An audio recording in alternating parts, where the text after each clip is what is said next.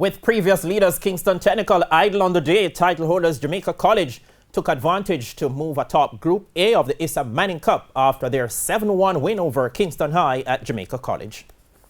15 goals were scored on the day at Jamaica College, with the home side responsible for 7. Starting the day in third position, JC leapfrogged Charlie Smith and Kingston Technical, who didn't play on Tuesday, to go atop the group on 10 points.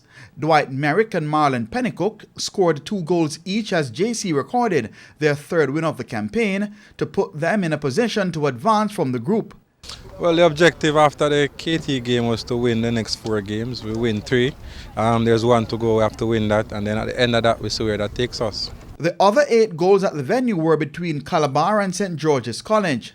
The last 5 days are ones the Light Blues will be looking to forget quickly.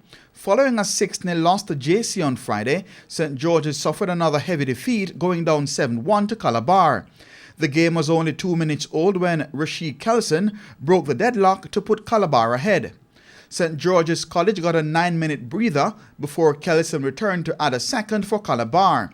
But the breathing room got tighter for St. George's, who were now picking the ball from the net on a regular basis, Christopher Ainsworth making it 3-0 in the 17th minute.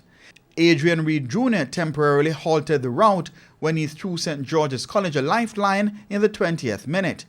But not even that could prevent the Light Blues from sinking, as on the stroke of halftime, Kelson grabbed his hat-trick to make it 4-1.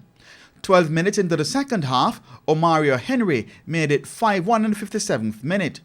Ainsworth returned for a second as he made it 6-1 in the 74th minute, and Henry had the last laugh as he polished off the 7-star performance with 3 minutes to play. I can't say it never went like I wanted to. I adjusted some players and they performed to my expectations, so I'm pleased with that. The players did well. Most kudos to the players, excellent.